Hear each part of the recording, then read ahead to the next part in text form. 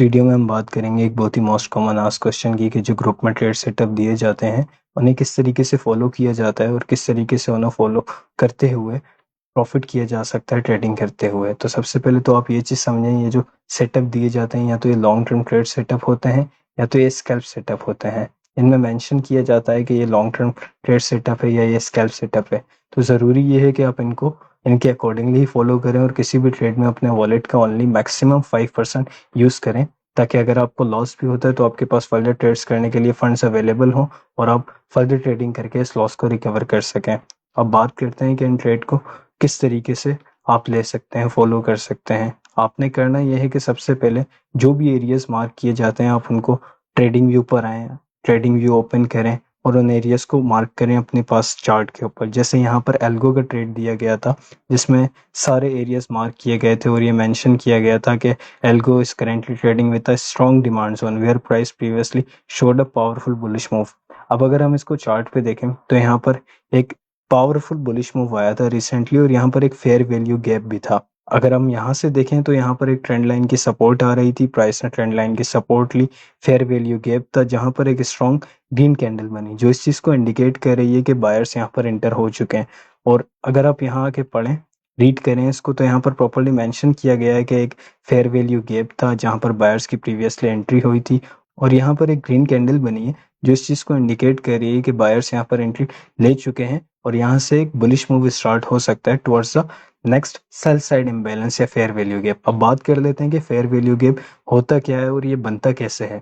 Fair value gap होता है एक strong impulsive move by side या सेल साइड।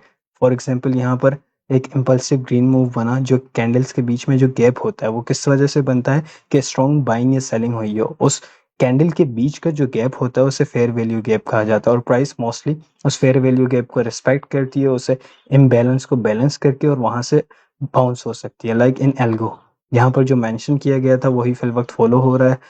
और सेम इसी तरीके से अगर आप देखें तो ईएनए का भी एक लॉन्ग टर्म सेटअप दिया गया था जहां पर मेंशन किया गया था कि ENA is currently trading just above a previous support zone that was broken due to imbalance.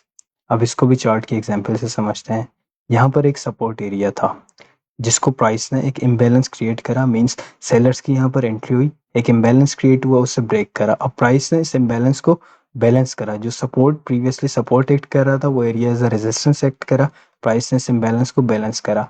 अब इस ट्रेड सेटअप में ये आइडिया जो दिया गया था वो ये था, अगर प्राइस इस एरिया को ब्रेक करके रिटेस्ट करती है तो यहाँ से एक बुलिश एंट्री बन सकती है जो कि जिसका टारगेट हम नेक्स्ट रेजिस्टेंस तक ले सकते हैं। अगर आप इसको चार्ट पे देखें तो प्राइस ने इस एरिया को जो इम्बैलेंस था इसको बैलेंस करा, प्राइस ने इस एरिया को ब्रेक करके रिटेस्ट नहीं लिया और प्राइस वापस डाउन आ गई। तो अगर अब ऐसा कहीं भी चार्ट पर होता है तो आप उस ट्रेड सेटअप को फॉलो ना करें जो प्रॉपर्ली फॉलो नहीं होता, प्राइस एक्शन को फॉलो नहीं करता, बताए हुए आइडिया के अगेंस्ट जाता है, तो आप उसको फॉलो ना करें।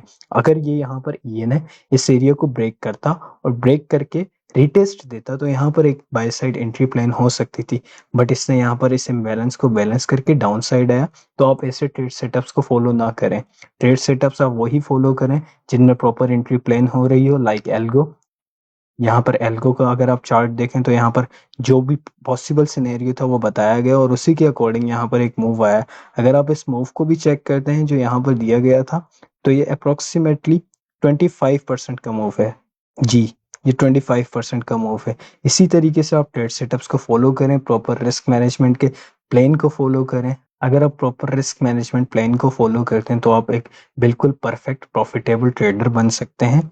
बस सिंपल आप प्राइस सेक्शन को फॉलो करें, जो भी ट्रेड सेटअप दिए जा रहे हैं उन्हें अपने पास चार्ट पर ड्रॉ करें और उनके अकॉर्डिंगली ही जो भी डिटेल्स मेंशन की जा रही हैं उनको फॉलो करते हुए आप एक ट्रेड सेटअप में एंट्री प्लान कर सकते हैं।